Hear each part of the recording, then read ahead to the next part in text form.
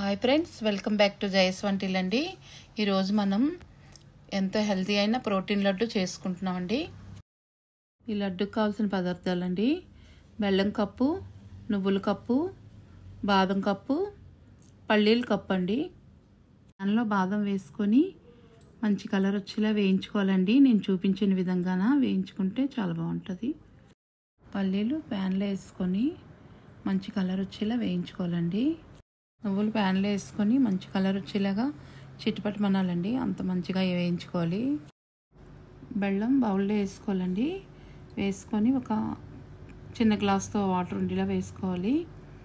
వేసిన దాన్ని తీగపాకం వచ్చేలాగా మనం చూపించిన విధంగా చేసుకోవాలి. ఇలా వేపుకున్న మిశ్రమాలన్నీ పక్కన పెట్టుకున్నామండి. పల్లీలు పొట్టు తీసుకొని ఉంచుకున్నాం. బాదం పల్లీలు మిక్సీ జార్లో వేసుకొని బరకగా మిక్సీ చేసుకోవాలండి. ఈ విధంగా మిక్సీ చేసిన తర్వాత ఇందులో నువ్వులు కలుపుకోవాలండి.